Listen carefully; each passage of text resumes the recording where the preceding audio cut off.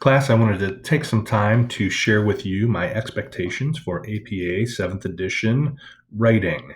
Um, this is going to be the template that you should use as you set up your papers. I'm going to take a little bit of time to walk through this as it's very important. One of the things that I do spend some time on when grading is looking at your format.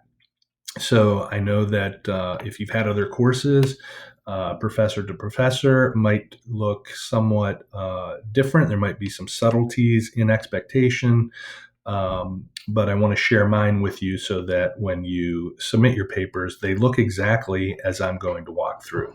So first and foremost, I want to point out that you'll notice at the top here, there is no running head and there are no headers. Please do not put headings or headers or a running head at the top of any of the pages of your 7th edition formatted paper. Also note that the page number starts on this title page and it's page number 1. As I scroll down, I want to make sure that you see exactly what I expect to see on your title page. You must have the title of the paper. The title of your paper should be bold. Typically, it's not necessary to have a subtitle. However, if it is needed, you may use a subtitle, and that is also centered and it's bold. You'll notice the other elements that I require here.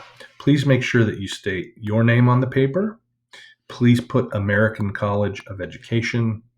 Please use the course number. Course number for diverse learners is EL 5123.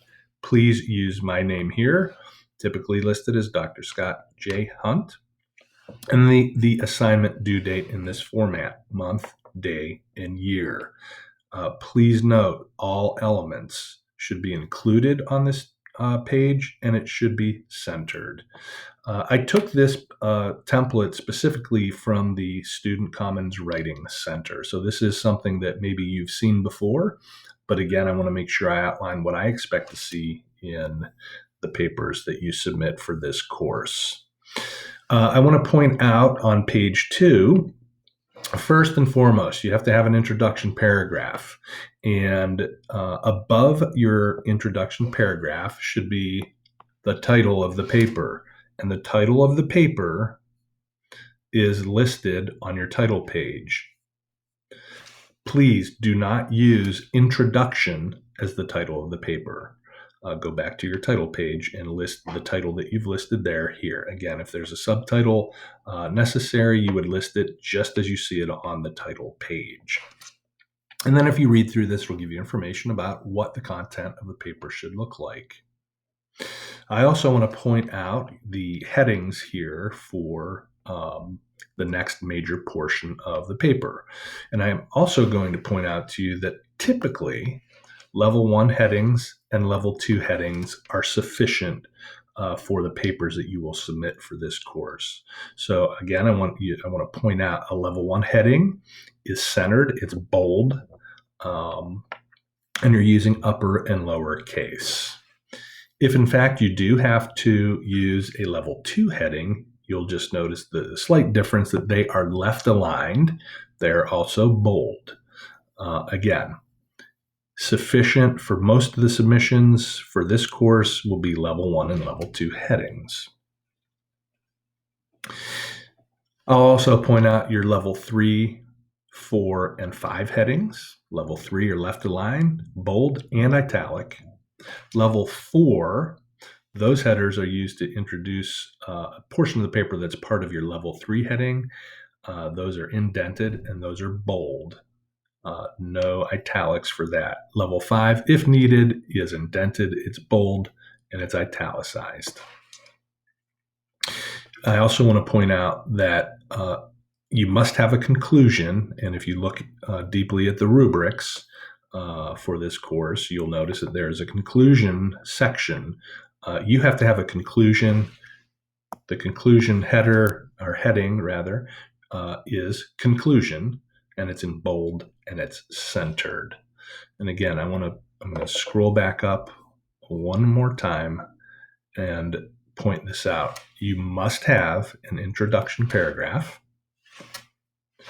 and you must have a conclusion. Let's talk a little bit about references. And I'm going to point out to what I have listed in red. I want to point out first that you'll notice all of these are in APA 7th edition formatting.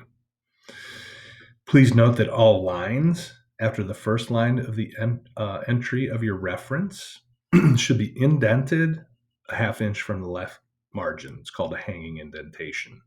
All authors' names should be inverted. That means the last name first. Authors' first and middle names should only be initials. And I want to also point out for you that it's because of the length of the submissions are typically 7 to 8 pages. I require 3 to 5 references for every submission. That does not include discussion boards. Discussion boards, you only need 1 reference. But for all of your application papers, your analysis papers, and your reflection, 3 to 5 references are required and necessary to meet the rubric for the course. So with that, I want to again make sure that you take the time to review the expectations for APA 7th edition writing for your submissions. If you have questions, of course, reach out at any time via the Instructor Studio. You'll see where I point out in the announcement to use the Canvas inbox or my email. And if absolutely necessary, you can text or call me. Good luck with your submissions.